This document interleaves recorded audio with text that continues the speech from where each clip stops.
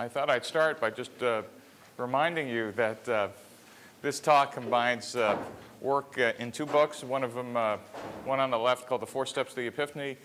The other one, a book that if you don't have on your shelf, you should. It's called Business Model Generation from a guy named Alexander Osterwalder. And if you're an entrepreneur, the book on the right is almost now a fundamental text. And I say text even though most people now have Kindles. I think there's probably a good startup to be had to make fake spines for all the books you now have on your Kindle, because there's no way to tell that when you graduate from Stanford what you actually have read. So if anybody's looking for an idea for a startup, that's a joke. Okay. So I guess in this class I'll have to tell you when to laugh, so I will. So I also write a blog. Anybody ever see it? It's called steveblank.com. How many of you are entrepreneurs or want to be? So every possible way to screw up a startup is in here. Most of them done by me.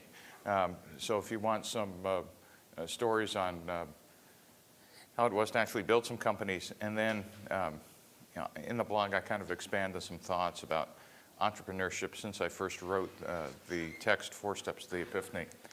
So I want to tell a few short stories today. The first one, an observation about the democratization of entrepreneurship. I've been in Silicon Valley now for 33 years. Hard to actually remember back that far, even harder to admit.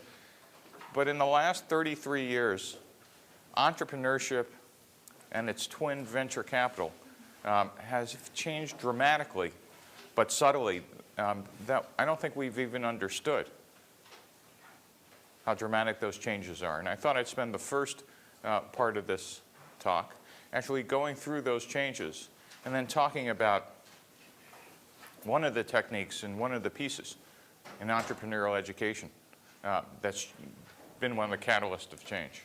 So I just want to remind you what some of the constraints are for startups. When entrepreneurs first came to this valley, 60s, 70s, 80s, and even the 1990s, it cost a lot of money to start a company. How many of you are in software startups? Right? Right. You know, hopefully, a good number of you in software started with your credit card. But in the old days, if you were in a software business, step one was buy extensive workstations. Step two was buy expensive development tools. It cost millions of dollars, even for a software company, to get started, pre-turn of the century. Some of this is still true in hardware domains, but it was also just an implicit fact of every type of startup. It cost millions to start a company. Two is, it took a long time to get to first customer ship. Engineering was done using something called waterfall development.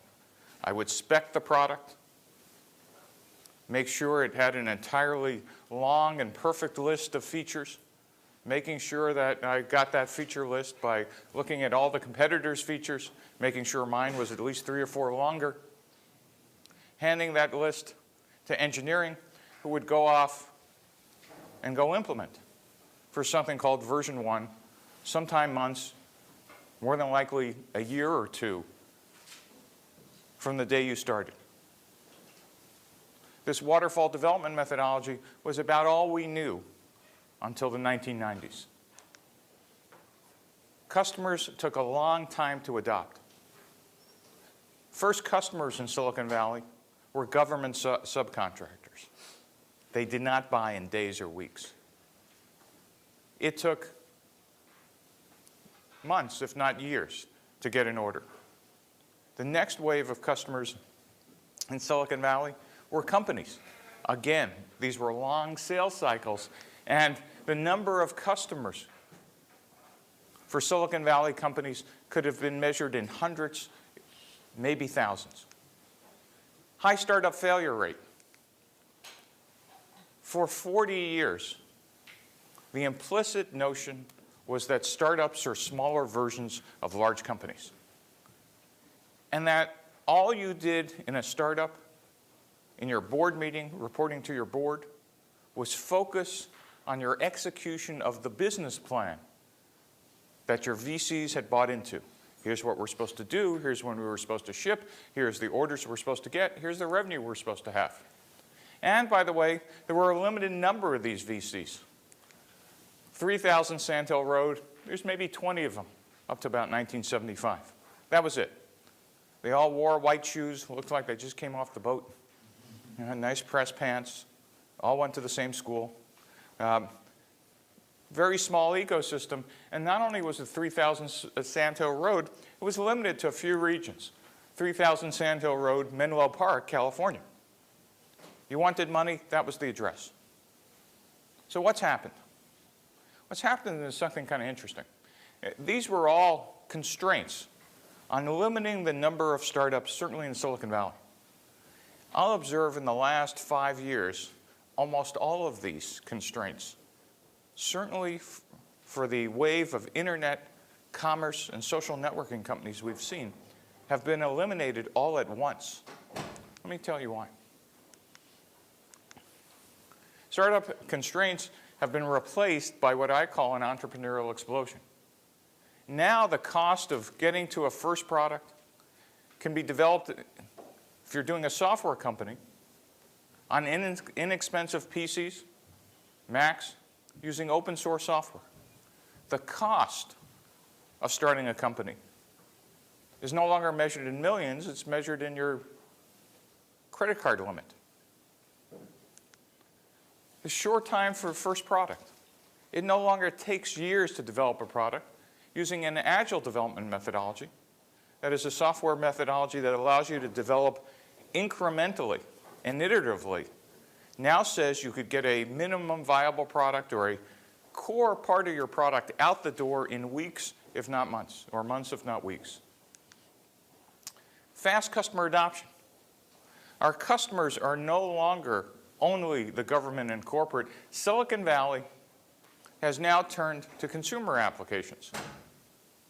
Whoever thought Facebook would have had 500 million customers? That would have been science fiction. Science fiction. Think about a Silicon Valley company with 500 million customers. In how many years? 3, 4? Unbelievable. Lower startup failure rate. Startups, until the last 5 or 10 years, have been a hit or miss proposition. We talked about the people, we talked about having great board members, but we really didn't understand the first line. Big insight in the last couple of years is no, startups are not smaller versions of large companies. Probably if you take away anything from this talk, that's it. Everything you learn, how many of you were in Stanford GSB, in the business school? Great. Everything you learn in the business school about large company management is destructive for an early stage venture. Big idea. It's not kind of useful or, gee, I'll just change it. What you'll hear later, and I'll explain why, it's destructive. Good news is, in the entrepreneurial group at GSB, we teach the right things about early stage ventures, but they are not interchangeable. And you'll hear me say this throughout this talk. Large corporations execute existing business models. Startups search for them. The tools needed, techniques needed, the people needed for execution versus search is what we now know to be radically different. Understanding those rules is what the rest of this talk will be about. But let me just finish the circle. We now have a much larger pool of risk capital just in Silicon Valley. I couldn't even put all the names on here. There's been an explosion in the last 20 years, and even more so in the last 5 or 10, of the pool of available capital. Seed rounds, super angels, larger pools of venture capital, all have kind of exploded.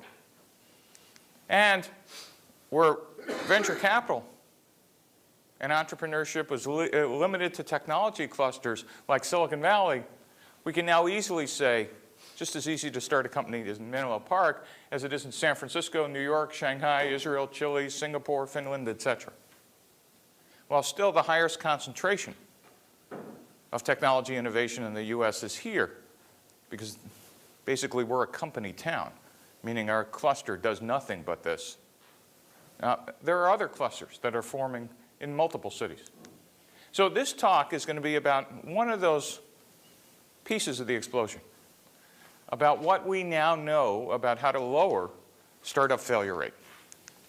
And that's the purpose of the talk.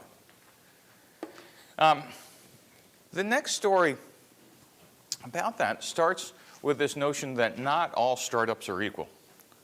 Now, I've been in Silicon Valley for more decades than I care to remember, or actually possible to remember by now.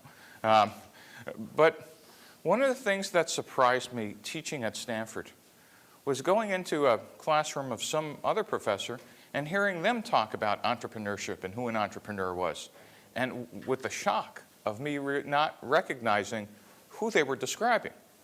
Because it turns out, if you get 3 professors in the room to try to define startups and entrepreneurship, you'll get 9 definitions, including I'd throw 4 of them in myself. It dawned on me that we really lacked a common language of who's an entrepreneur, what's a startup. Even more important now that our government has decided to get involved with entrepreneurship and startups. In fact, I tend to panic hearing that the Labor Department is going to have an occupational code for entrepreneur. We should all figure that it's about the time that entrepreneurship has jumped the shark. But I want to give you my definition of the types of entrepreneurs there are. You know, there are small businesses in the United States that are entrepreneurial. My parents came to the United States as immigrants in steerage, bottom of a boat. Passed under the Statue of Liberty, came through Ellis Island, lived in the Lower East Side of New York, and their dream was to open their own grocery store. That was their dream, American dream. Be self-employed, not work in the garment district, be able to do what they wanted to do.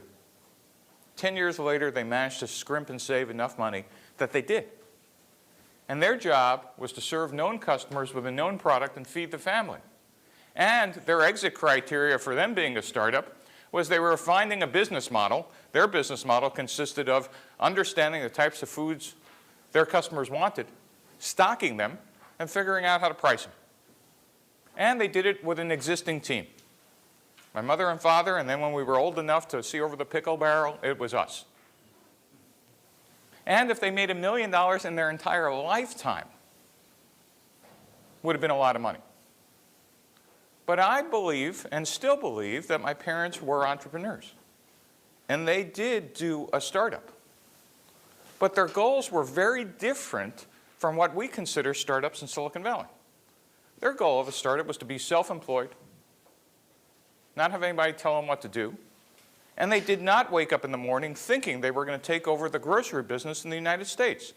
Their vision was limited, and they were happy to be limited.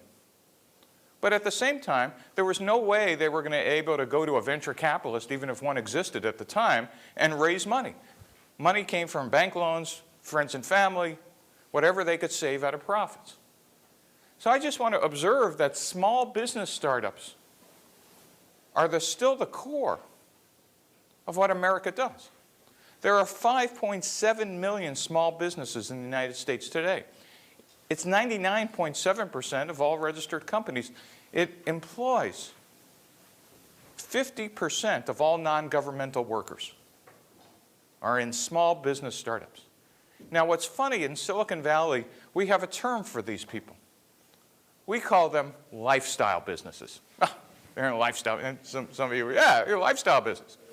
Right? They could be people who are consultants, people who run their own, grocery store, hairdresser, carpenters, plumbers, small groups of plumbers. They're lifestyle businesses. You know what the real name for these people are? Normal. Right? Those of you sitting in this room are the ones who are crazy. Because what these people want to do is live a life and then, go out if they have some spare time, actually enjoy it. Their goal is not to work 24/7, though most of them, or some of them, get trapped in doing that. But their goal is not to take over the universe or anything else. But they are entrepreneurs. I will observe that there's another group of entrepreneurs and startups. And we also, if we're Silicon Valley entrepreneurs, we tend to diss these people too. It's entrepreneurship in large corporations. 15 years ago, a professor at Harvard named Clayton Christensen really nailed this definition. Christensen said, look, there are two types of innovation in a large corporation. One is sustaining innovation. That is, large companies start with a core product, and as they mature, they start spinning out innovations around that core. New features, different pricing, add-ons, supplementary products, and large companies as a whole tend to be good at this. Sustaining innovation deals with existing markets and known customers with known product features. But large companies have a finite life because of things that happen mostly out of their control. Competitors emerge, new technologies show up, customer tastes change, legislative or legal changes. All of a sudden, large companies are faced with disruptive innovation. And disruptive innovation requires them to come up with new products, new technology, deal with new customers, new markets, and new channels. Best example closest to home is Google, world's leader in search. They were going to own the planet forever until somebody raised the pirate flag in Palo Alto, a bunch of guys called Facebook. Holy cow.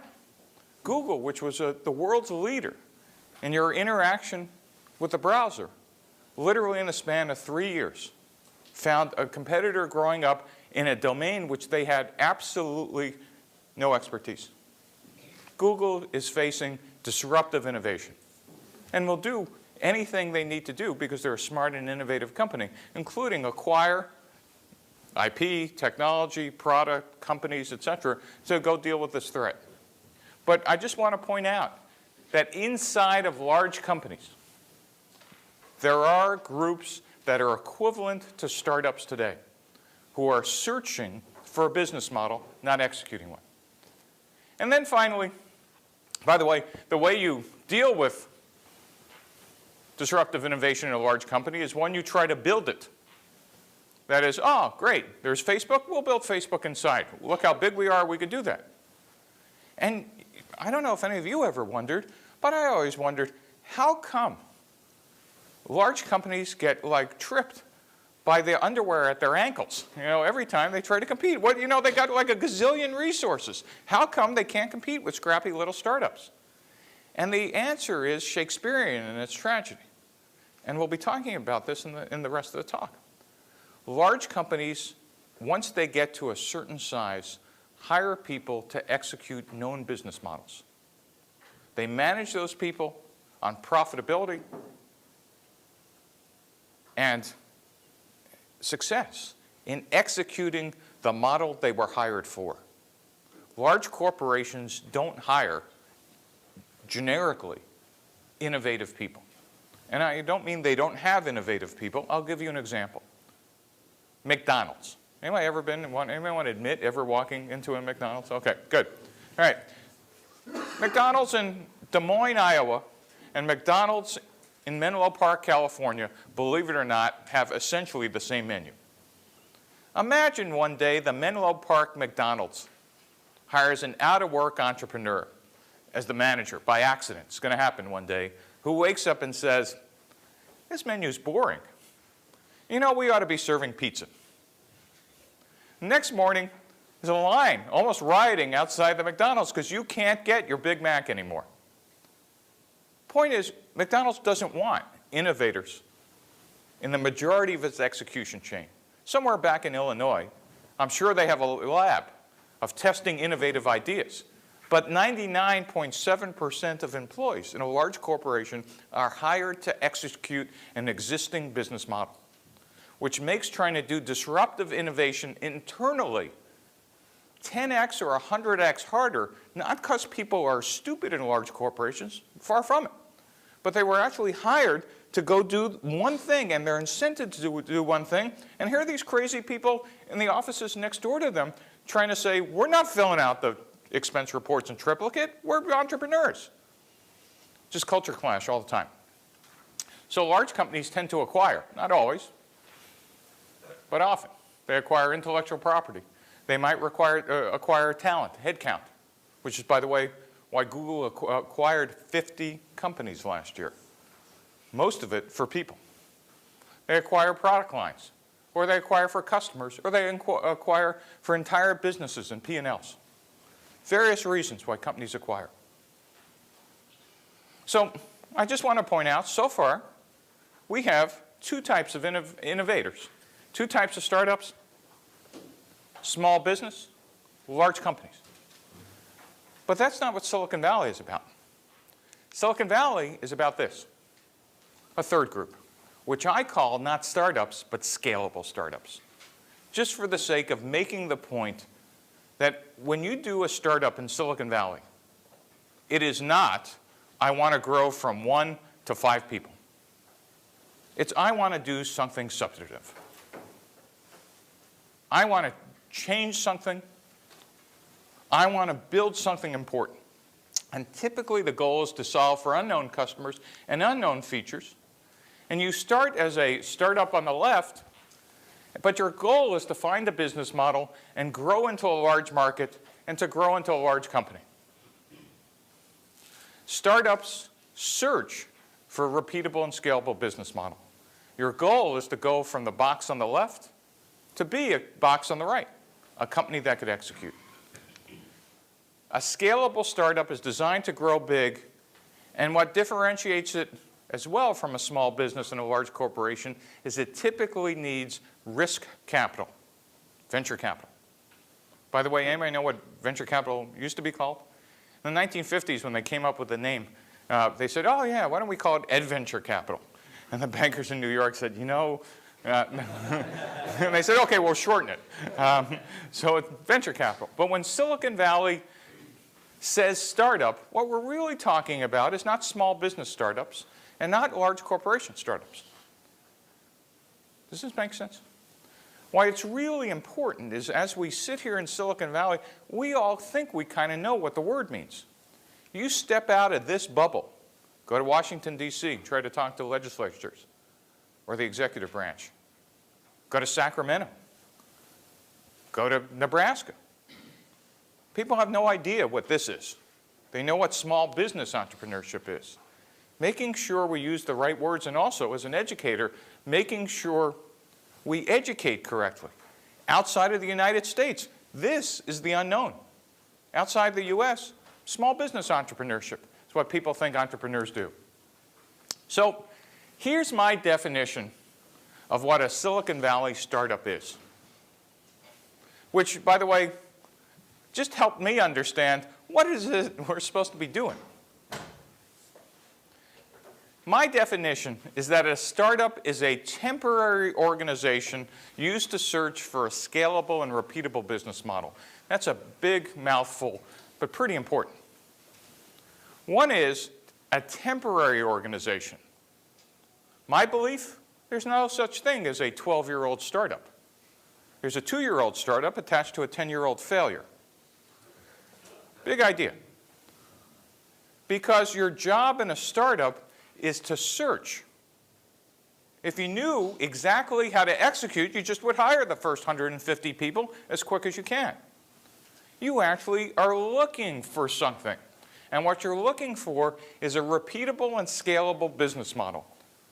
The words repeatable and scalable should make sense, but the word business model I will also define as we get further into this talk. Make sense so far? So, by the way, have any of you been in startups? Yeah. So there's a secret memo none of you have ever gotten. Any of you venture capitalists?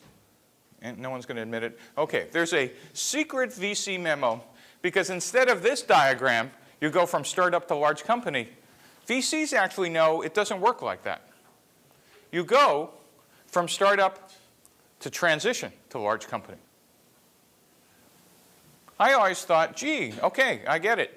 I leave being a startup when I find a scalable and repeatable business model. And when I do that, my expectation was at the board meeting, at a minimum, they were going to pin a medal on my shirt, give me a handshake, maybe a gold watch, and parade me, up and down the aisles of the company with, throwing confetti saying congratulations.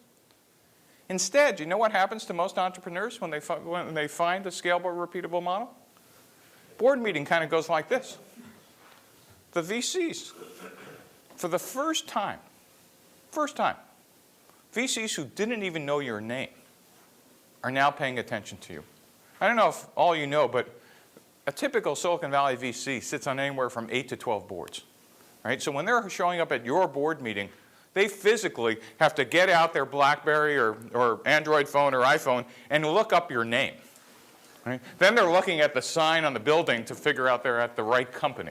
Right? You see one VC, they see 12 CEOs in a month.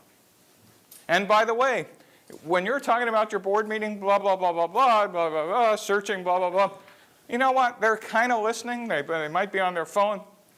But the board meeting, when you say, and we think we've cracked the code, and we have some repeatable revenue or users or something, all of a sudden, you got that VC's attention. Because for the first time, you're no longer a faceless mass in his portfolio, but all of a sudden, you are in an important company that might actually provide a substantive return in that VC's portfolio. All of a sudden, the VC is now looking at you in a way that's making you kind of uncomfortable, because they're looking at you up and down and through the side, and what they're actually thinking is, okay, you got me out of the box on the left, but are you the person capable of taking me to the box on the right? You did great flying around the country. You did great, doing one thing on Tuesday and the next on Wednesday and something different and hiring and firing and whatever. But gee, you've just told me we no longer need to do that. What you've just told me is we've gone from search, where we're doing different things every day, to repeatable, where we need to execute. Now my question is, as the VC, are you the guy or the woman? Interesting question. So there's really a box in the middle called the transition, and what the VCs don't tell you is you're going from search to build to execute. And what happens in this build phase is most often than not, the founders depart. And that's a very polite way of saying you're holding on to the door frame and the VCs are pushing you out. Because most first-time or even second or third-time founding CEOs don't quite understand it's not personal. But right here, your interest and your VC's interest, which were aligned, have now diverged. Because VCs have a different business model than you, and their career objective is different than you. It isn't personal, it's business. And the business part is what venture capitalists want to see is somebody capable of bringing in scale, that is, growing your startup to a large company. Are you, as the founder, capable of doing that? And more often than not, they bring in what's pejoratively called the suit, but truly is an operator, somebody who's an operating executive, who is actually skilled at doing this. Make sense so far? Anybody ever encountered this? This is why. It's a secret memo you never get. And it's nothing personal.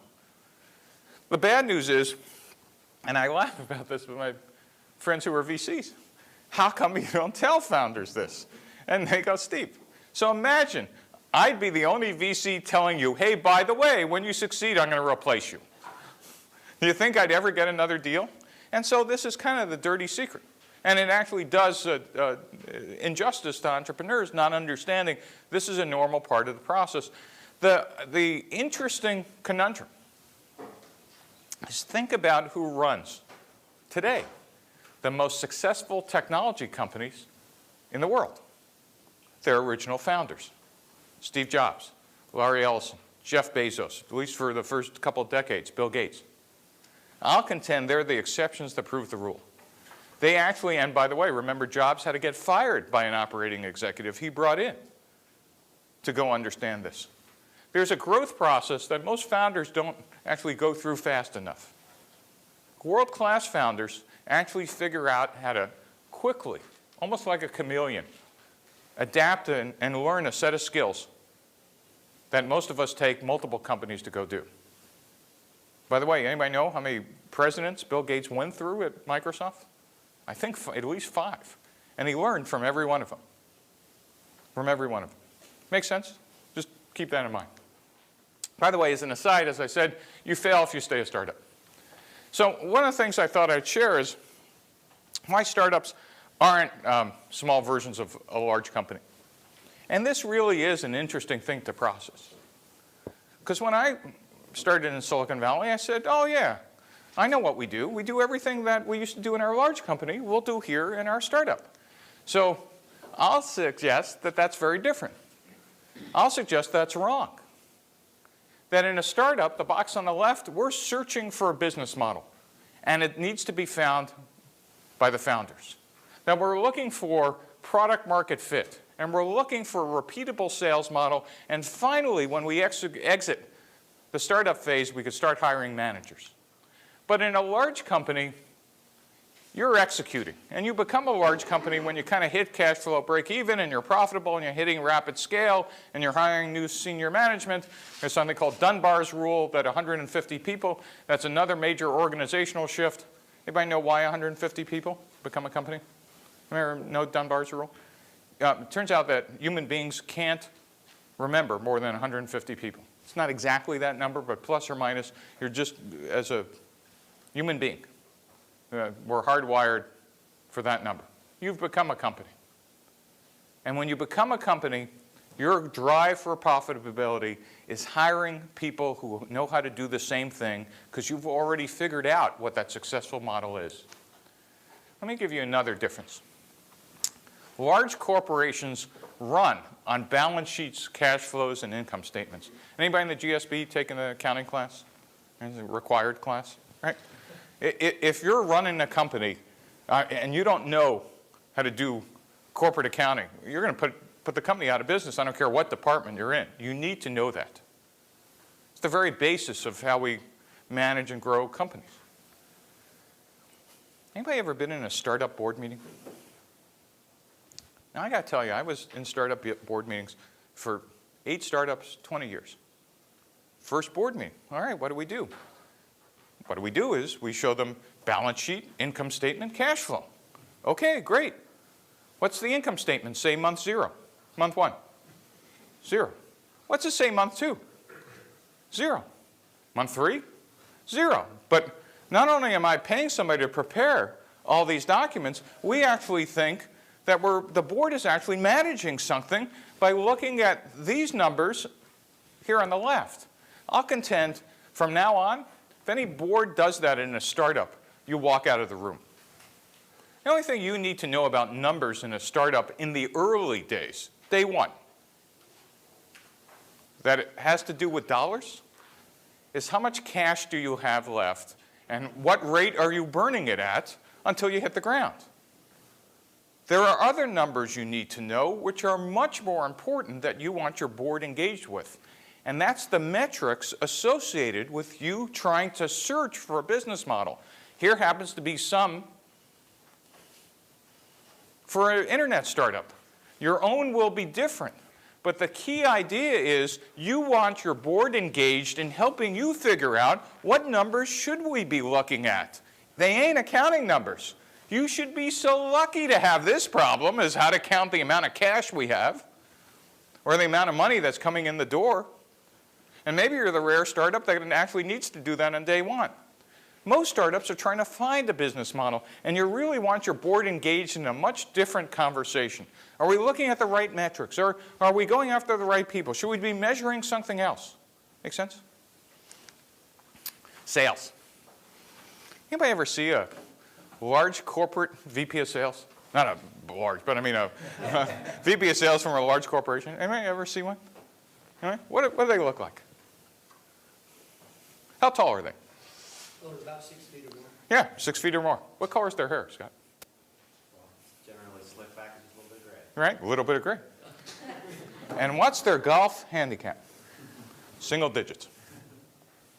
Large corporation, VP of sales, and we laugh about that. Those are actually good skills to have. Those are actually good characteristics to have.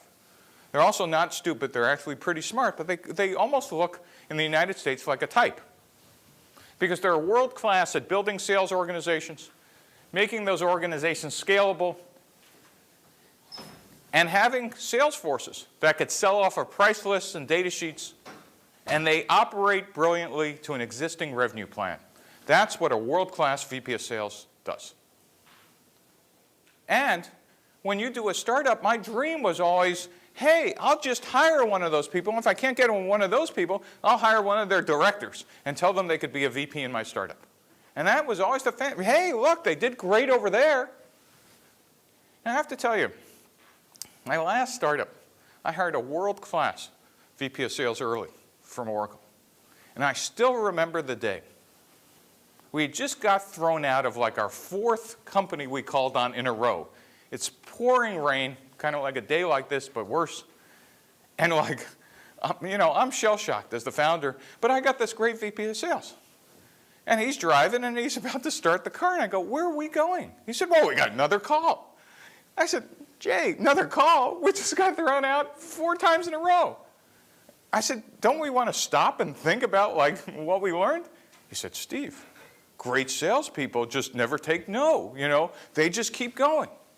And by the way, that's correct, only when you actually understand a known model.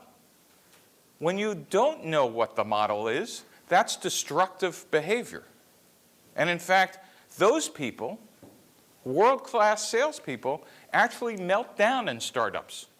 Because this guy in our next week started freaking out when I said, well, this presentation isn't working. I'm going to make up a new one. And I was making it up on the drive to the customer. And it was, you can't do that. I know what the existing pitch is. Jay, the existing pitch isn't working. Well, yes, but that's the one we have. Well, I'm the founder. We can make up a new one. Smoke would come out of his ears. And it wasn't because he was dumb. It was actually because he was great at what we had hired him for, and it was our job, our mistake for not understanding the following. Titles on the right actually don't mean the same thing on the left. I'm sorry? I'm not sure I can, but I will try. Titles: VP of Sales, VP of Marketing, VP of Biz Dev. Well understood in a company that's executing.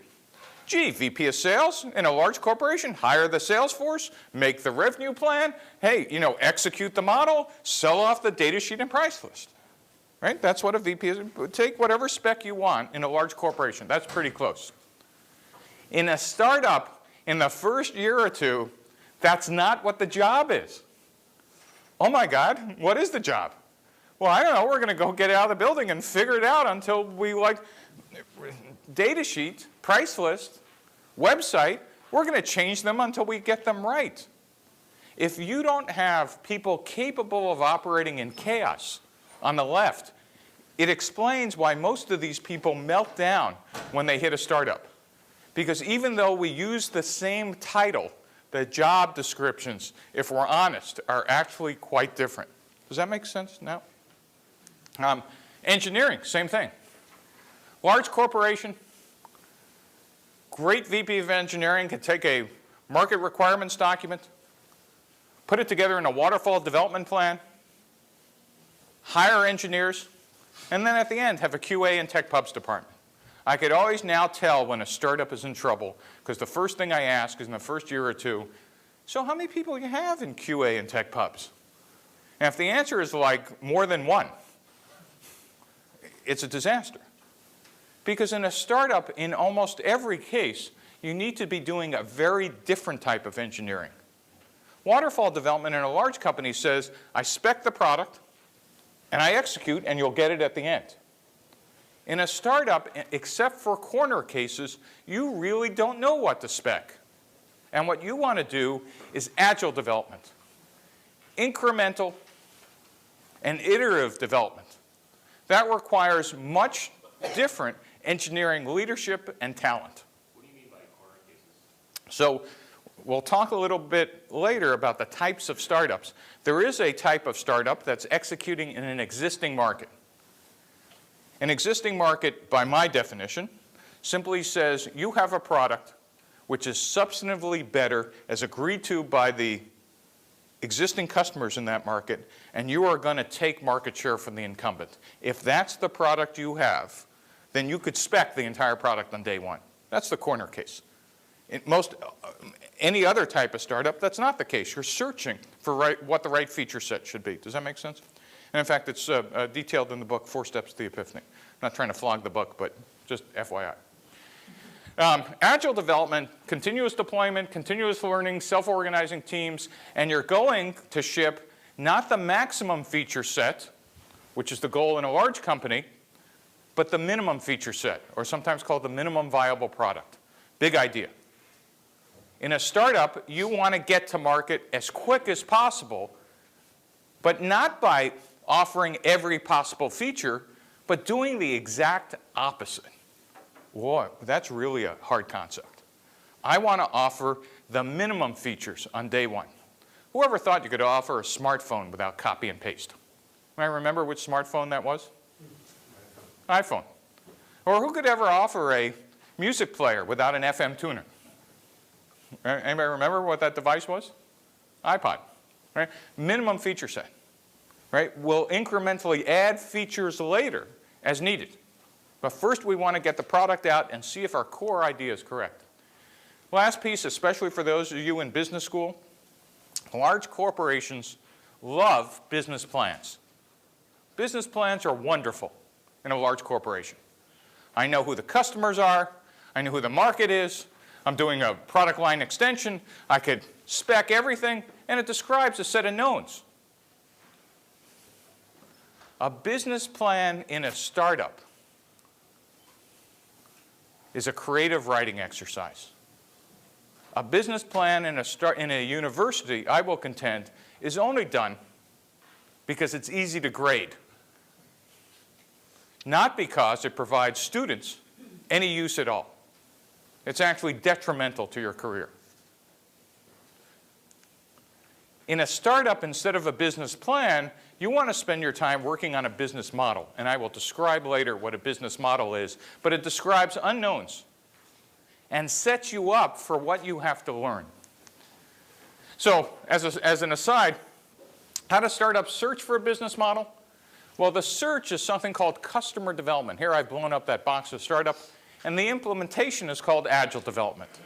And I'm going to talk a little bit more about customer development. After 40 years, I think we understand why startups fail. Because more startups fail from a lack of customers than from a failure of product development. Now this is a mind blower in Silicon Valley. And this goes across any technology except for biotech. Leave biotech aside. But hardware, software, silicon.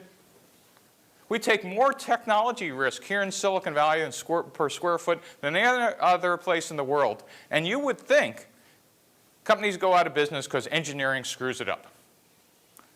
The reality is in most companies, most markets, 90 to 95% of the failures are from a lack of customers.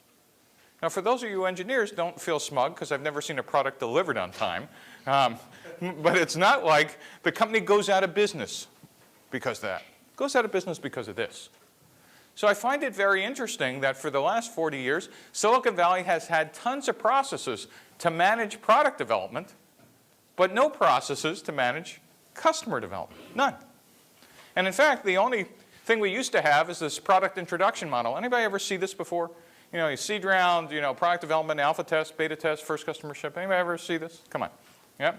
In fact, when I used to put this up in my class, students would say,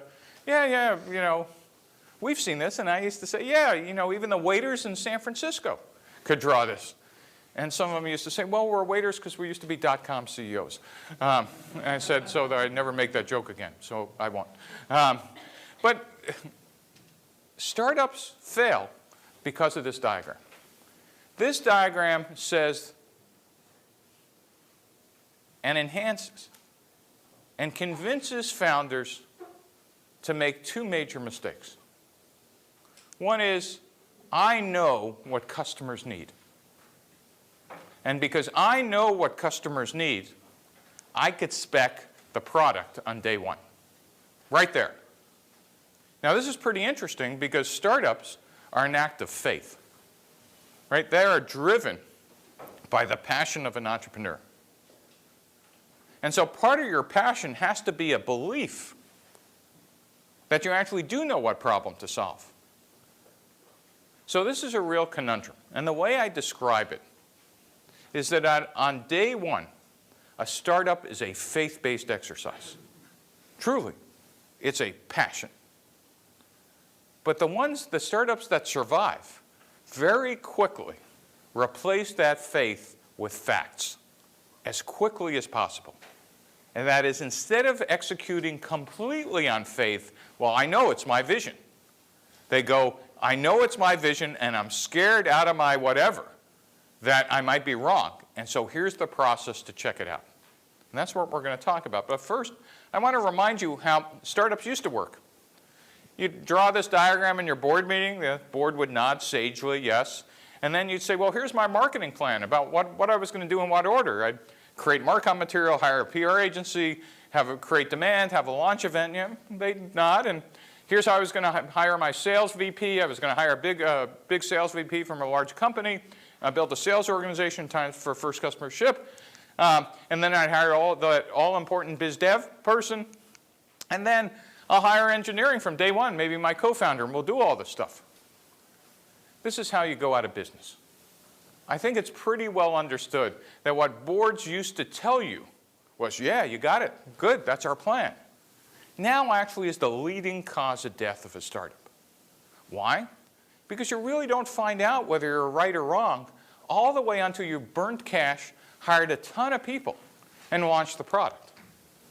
So in contrast, here's how startups succeed. They do something called customer development. And this is where the founders get out of the building. Customer development says, instead of this product introduction model, we're going to replace it with something else. We're going to tell engineering to go do agile development, but we're going to create a process for managing facts. And that's a 4-step process. And that's called customer development. This first step, customer discovery, gets you out of the building to test every hypothesis you have. Customer validation ensures your hypotheses are correct by actually getting users or orders that validate your solution. Customer creation is where we scale the business. And company building is that stage where I had labeled transition before. Remember, where you get to leave? Maybe you don't get to leave anymore. You get to stay. And so let's go through a bit of it. Customer discovery says, listen, instead of writing a business plan, let's write down all the hypotheses. By the way, I use the word hypotheses because does anybody know what current tuition is in GSB? What's current tuition? How much is it a year? 50 grand, right? If I were just to say, test your business model guesses, you'd feel cheated, right? But since you're paying 50 grand a year inside a business school, I use very expensive words, right? So you can tell your parents, I got my money's worth. But if you really think about what's going on in a startup, implicitly, unless you're a domain expert, another corner case, unless you're a domain expert, as a founder, you're actually guessing. You're guessing. And you're guessing about a lot of things, or maybe you're guessing about a set of them, just a small set, but you're guessing. In customer discovery, we're going to say, guess what? That's a normal part of startups. But we're going to make you write them down and get out of the building and start discovering whether they're true or not as quickly as possible in a formal process. And you're not allowed to outsource this. Why? Well, what if in fact you were a founder? You're a founder. Ready? Okay, got a great product, your vision, and you hired a VP of sales early on. And she comes back and says, what's your name? Nathan. Nate? Nathan? Either one. All right. Nathan. Let's be formal here. Nathan, I'm your VP of sales. You know, I got out early. I'm talking to these customers. You know what they say? The product sucks. What are you going to tell me? I'm your VP of sales. Find the better customers. Find better customers. Great. So she comes back again after a month and, you know, I've flown all around the U.S. and I don't know how to say this. They think it really sucks. Now what do you say? So I fire you and hire a new VP of sales. Right. And maybe there's a step in between that says you're just not explaining it correctly, right? Or they just don't get it, right? And then you do exactly what Nathan said. You fire the VP of sales. Is it going to get any better?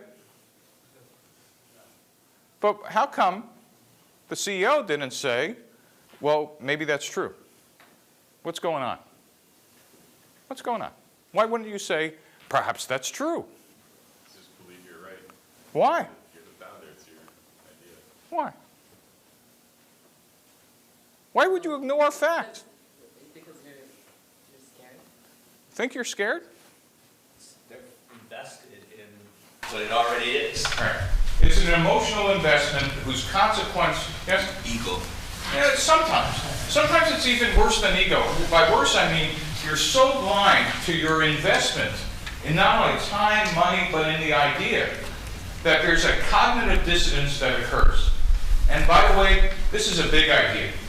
It will occur to every one of you in the startup. This is not anybody being stupid. This is human nature at work here. The only way to break this chain is the founders need to go out of the building. So Nathan, we're going to pick on you some more. You're now the CEO. You're still the CEO. You're out of the building, and I'm a customer. And you ask me, what do you think of the product? You ask me. What do you think of the product? It sucks.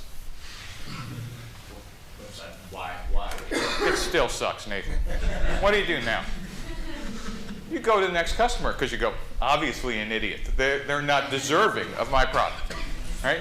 Now, rather than draw this out, it takes most people 3 times to hear it before smoke starts coming out of their own ears.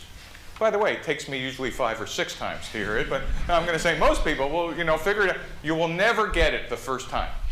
I guarantee you 99% of people won't get it the second time. It's kind of a bell curve. I was like on the bleeding edge. In fact, what's worse is the greater your reality distortion field personally, the harder it is for you to listen. Big idea. By the way, if anybody's thinking about doing customer development, don't do it if it ain't you or your co-founders getting out of the building. It can't be outsourced. Because you will be hearing things that are counter to your instincts, beliefs, and whatever that you need to process. And eventually, you will process them if you're hearing them. I will guarantee you, you will ignore them if brought to you second and third hand. That's why hiring consultants to go do this, etc. Consultants can make intros for you and help you organize the process, but you personally need to be hearing that data. By the way, yes? Do you have, so let's say there's 2 sales managers that start a company. Yep. Now you're pushing to go, do you have tactically a couple of sales things that they need to learn? Yeah, go read the blog. There's a ton of it there. A ton. And there are lots of people who are writing about this now. But yes, and in fact, at the end, I'll point you to some resources. But on the blog, Any articles, please? yeah, there's a tab on my blog called Startup Tools, and it links to, besides tools on how to build technically startup, there's a ton of links to other blogs that talk about this. By the way, our old friend, the business plan, sometimes rears its head here going, well, shouldn't I just be executing off my plan? I'm just going to say this one more time. No business plan survives first contact with customers. Business plans come from large companies. They're great in large companies. They're great for professors who consult for large companies in business schools. Seriously. No professor, I will contend, who actually did a startup can look you in the eye and tell you this is a useful document. And because we never had anything to replace it with, there was no other contest to run. But I'll show you that we actually need to be looking for this, for a business model. As I said earlier, you put 4 professors in a room. Historically, you'd come up with 9 definitions of what a business model is, because everybody threw that word around like it meant something. Now, for the first time, I'm going to show you what it means. because this is the work of this other book that I pointed out in the beginning, Alexander Osterwalder. Osterwalder had a great insight. He said any company could be described in 9 building blocks. And I'll give you the cliff notes of the book in a second. He said, listen, first building block is, who are your customers? What users are you serving? What jobs do they want to get done? What's your value proposition that you're giving them? That's a fancy word for what product or service are you building? How are you getting it to them? Is it the web, direct sales force, indirect channel? And how are you creating demand? What kind of customer relationships will you have? And by the way, add all this stuff up, what's your revenue model? Don't tell me free. If it's free, there has to be a two-sided market, meaning, okay, it's free, and finish the sentence. And then we will make money by, whatever. And it could be, well, we'll figure it out later. All right, well, that's at least a declaration of faith. It's not actually a business model, but we could at least have that conversation. On the other side is, what key resources do you need? If it's a software company, you need great engineers, getting scarcer in Silicon Valley. If it's a hardware company, do you need to go offshore? What do you need to do to perform it well? Is it manufacturing? Is it something else? Do you need any partners? iTunes without the record labels? The iPod just would have been another piece of hardware. Partners in some businesses are essential. And by the way, when you add up all the stuff on the left, what's the cost structure? 9 building blocks can describe any startup now. Osterwalder's thing was a stroke of genius. And you can now take those and put it into a canvas. That is, we just took that fancy nice drawing and said, hey, let's just make this a canvas. And now we'll take all our hypotheses. Remember those hypotheses I talked about? Your business is made up of a set of hypotheses. Let's take the hypotheses about your product. Who's your product? What's the market type? What's your competition? About customers. What problem do you think they have? Who's the customer? Who's the user? Who's the payer? Who's the saboteur? Who's the influencer? What type of channel? And you add all these up, and you can now use the Osterwalder business model diagram to actually become a scorecard for customer discovery.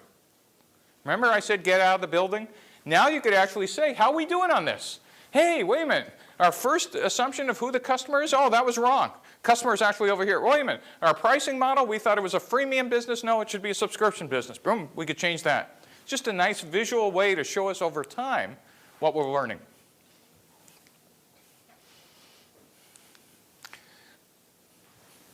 The goal for engineering during this time is to build what's called the minimum viable product. Minimum viable product is the smallest feature set that gets you something. And you get to define what that something is. Is it the minimum feature set that gets me orders? Or is it the minimum feature set that just gets me learning? I want to put up just a red button on my web page to see if I could get anybody to push it. Truly, that could be a minimum viable product for week 1 in a startup. Can I create demand to get people to this page? Or it could be, no, I know what the core features of our website should be and our offering. Great. Do those. Or is it to get feedback? Or is it to test some failure modes? The first 2 things you need to be testing in that Osterwalder diagram is the minimum viable product and who the customer is. But remember, it's just one of those 9 parts of that business model. And you're doing this customer discovery and validation, and again, keeping score with the Osterwalder diagram. Now, there's an arrow on the bottom called the pivot. This is actually the heart of customer development. And it's actually what we got wrong for the last 40 years of startups. Remember I kept saying startups are not smaller versions of large companies? Well, we never acted like that, and here's an example why, because any of you who've been in a startup are going to recognize this scenario. Startup goes through launch, first customer ship, has a great board meeting, everybody's high-fiving each other because TechCrunch wrote about your company, people are hitting the website, things are wonderful. Next board meeting. Board asks VP of sales, how's the number? Referring to the revenue plan. VP of sales says, oh, that sales pipeline is great. Well, what does that mean? In a website, it could be, well, we got lots of clicks, but didn't quite convert, or in a direct sales. It could be, we got lots of people to talk to us, but we're not quite getting any orders. Next board meeting, how we doing? VP of sales goes, pipeline. Next board meeting, how we doing? Pipeline. And by the way, the next board meeting, the VCs, unbeknownst to you, go to school to learn how to cock their heads at a 15-degree angle and arch one eyebrow. I mean, it's like just amazing because they do it synchronously, you know, like just in whatever that word is, but just all together at the same time, and they stare at the CEO. Really? Revenue plan? The next board meeting, you open the door, and I don't know how they do it, but there's a flaming sword of death over the VP of sales, and no one is sitting next to her. I mean, all the chairs are on one side of the room, and she's like, knows that the wrong thing to say is, and you shut the door very quickly because you open it again, and she's gone. It's just an amazing, it's like a magic trick. It happens all the time. And by the way, next board meeting, you open the door again, and there's someone else. Just looks like her, but it was a guy. You know, like what happened? We got a new VP of sales. Now, the interesting part here, some of you might recognize this story, is that the new VP of sales, unless that guy and the CEO are complete idiots, does not execute the same sales strategy as the last one. They go, gee, that was stupid, and it was just because they were idiots. We're going to do another strategy. What happens if that new strategy doesn't work? Who gets fired next? No, not CEO. Must be a marketing problem. None of you are laughing, but it has to be a marketing problem. Yeah, and then we fire the CEO. What did I just describe here? What I just described is, A, some of you might recognize the normal path on how we solve problems in a startup. And no one in 40 years recognized, wait a minute, this occurs more often than the case that we actually execute the plan pristinely. In fact, in almost every startup, it doesn't occur or it doesn't roll out per the plan. This is a huge idea. Startups are all about chaos and things not working like you believe. Your hypotheses are almost always wrong in a startup. That is, they're not often right. Yet the way we used to deal with this is by firing executives to iterate the strategy. Whoa, what a waste in time and money. This feedback loop, the pivot, simply says being wrong is a normal part of the startup. Getting your hypotheses wrong is normal. So what we're going to do is, instead of firing people, we're going to say, you know, we got something wrong in our discovery process. We just misheard what the market said, because we thought they said if we delivered X, they'd pay Y. Didn't work that way. Okay. We didn't hire 15 people in a sales force. We haven't hired, 400 other people in support. Let's just go iterate. That's what the pivot's for. Make sense? So wrap up. Startups are not small versions of large companies. Traditional big company planning tools fail. And startups are built on hypotheses. You need to test each one of them. Business models help you keep score. Customer development is the process to test the hypotheses. Now, I got about 11 more minutes. Can I tell you one more short story? You sure? Anybody wants to leave, you can. But there's one more story. So why startups aren't run by accountants. Anybody an accountant here? I don't want to, complain. You could leave now.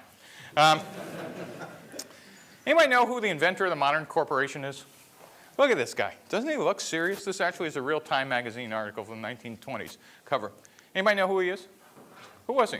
Yeah, I'm glad you could read. Who was he? What about General Motors? Who was he? He was one that started, that ran General Motors. Ran, okay. Anybody else? Consolidated all the different. Yeah, that's what most people think of him. Alfred P. Sloan, General Motors president and chairman, he actually invented the cost accounting system for running large corporations. Corporations in the 20th century are basically possible because this guy took the accounting system that DuPont used in World War I, who was on his board, as you'll hear later, and actually applied it to making GM into a large distributed organization. put the managerial, financial controls, and it was copied by every other major corporation in the United States pre-World War II, and post-World War II led to the American century in terms of corporate expansion overseas. Truly a genius. Lots of things are named after him. MIT Sloan School, Sloan Foundation, Sloan Kettering Cancer Institute in New York. Everybody know who Kettering was? Oh, another fact. He was his VP of engineering, of course. So, great guy. And in some classes, I get people say, well, yes, he was the founder of GM. Turns out, Sloan had nothing to do with the founding of GM by 20 years. This guy was the founder. Doesn't he look like a founder? Come on, which guy would you rather hang out with? This guy, you know? Or this guy? Hey, this guy, we could take him this picture in the streets of Palo Alto one night. Hey, come on, we're going down to the bars. This was Billy Durant. Billy Durant was the founder of General Motors. Billy Durant also was the leader in the United States in horse-drawn buggies in the 1890s out of Flint, Michigan.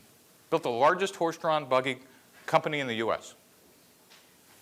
One day, Billy Durant, sitting in the bar, he was in the bar, in Flint with his fellow buggy manufacturers.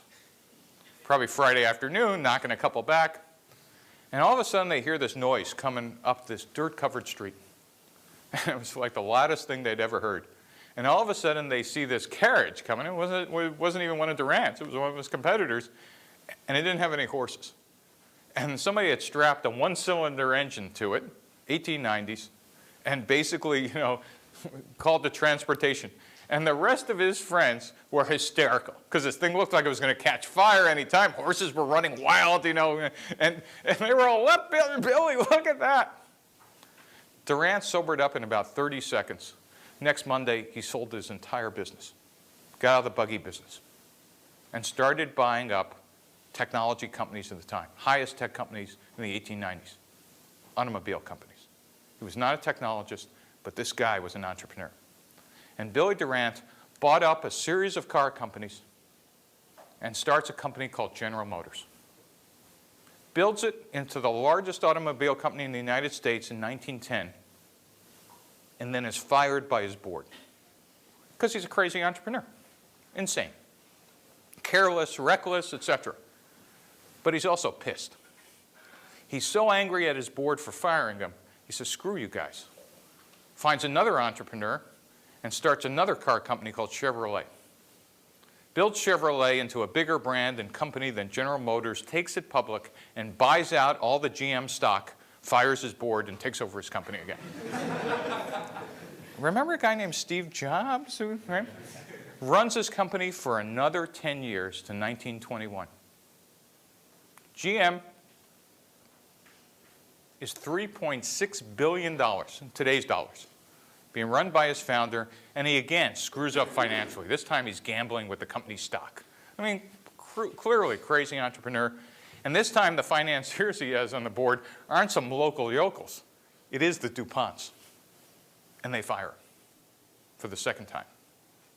Durant gets fired from General Motors, 1921. Company's $3.6 billion. Durant versus Sloan. Sloan becomes the icon of American management, rightly so, from the 1920s to the 1950s. The American century truly is the GM century. He dies rich, honored, and famous. Durant? He dies penniless managing a bowling alley in 1947. He was the accountant. You are here. So, thank you very much.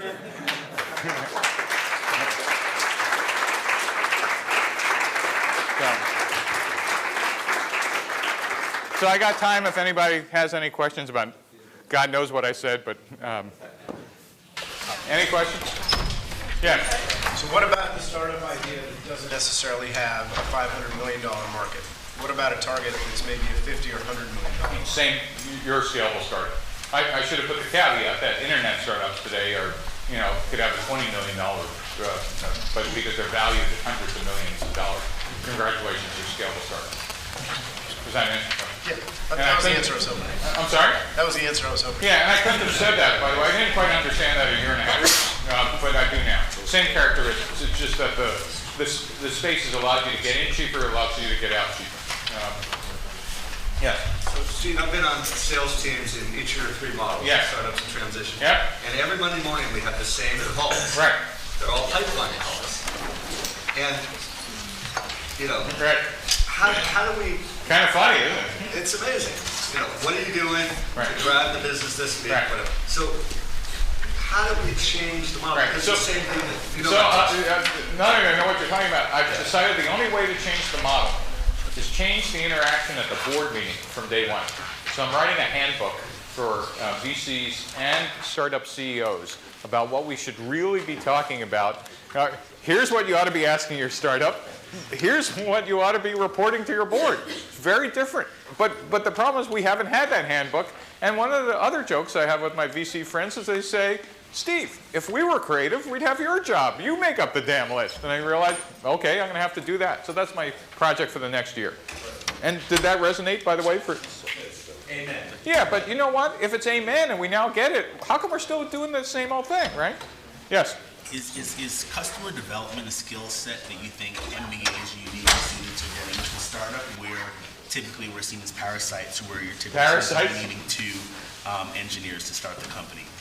Say this. So typically This is a with good companies right now, we're seen as excess baggage, or we're seen as being valuable once you have a repeatable or scalable Yep. business model.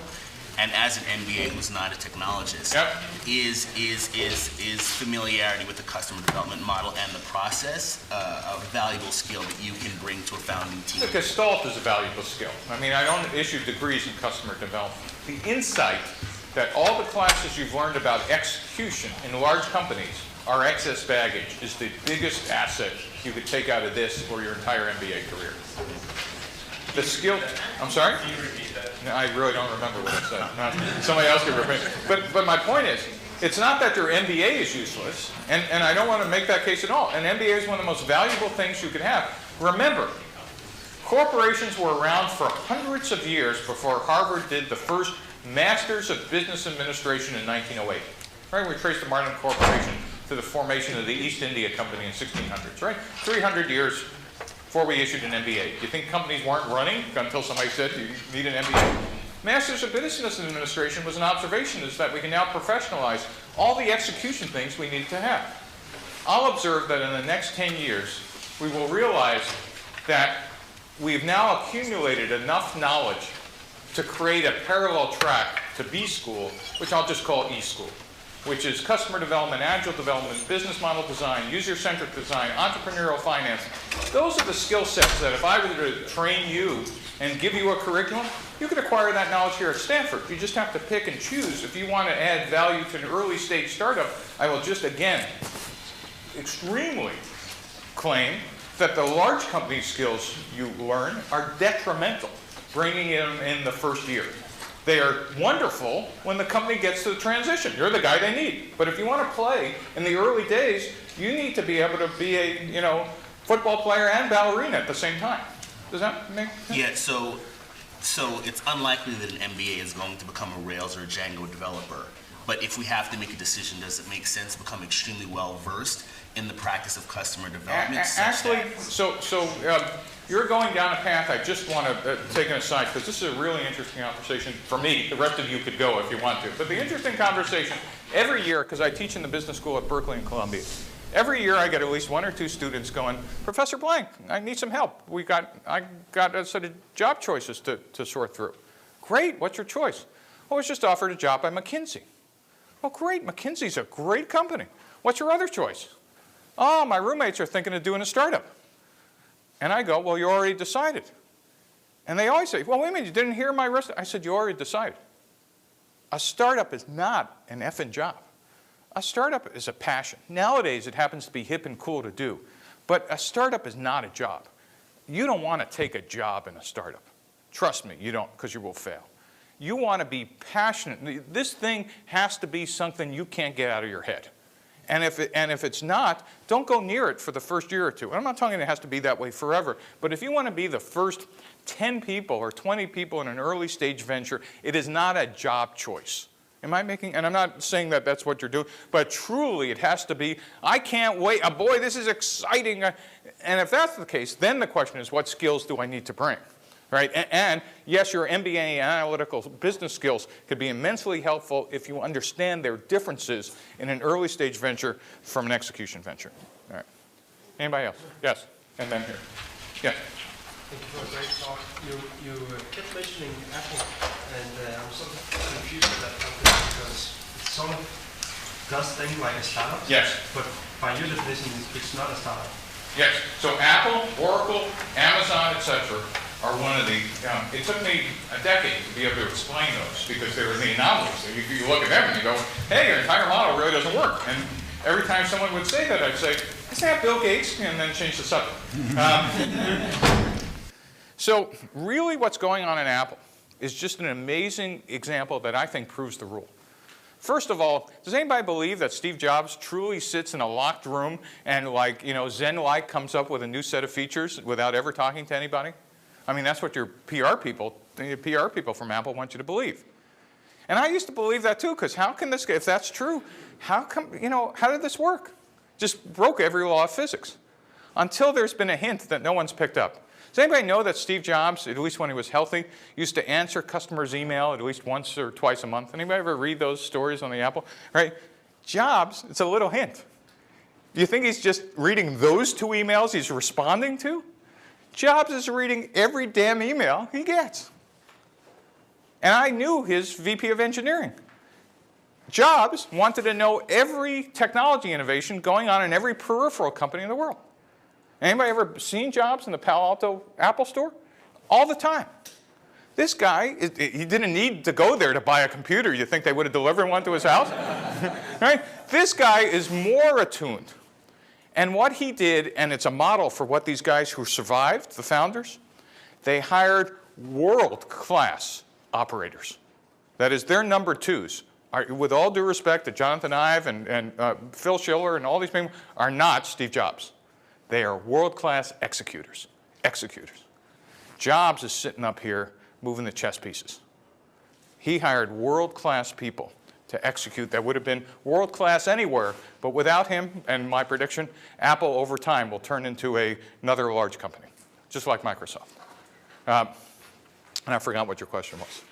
It was just the fact that it's a startup, or, I mean, how can you come up with it? Yeah, so there are individuals who manage to hire world-class people but still keep the entrepreneurial DNA.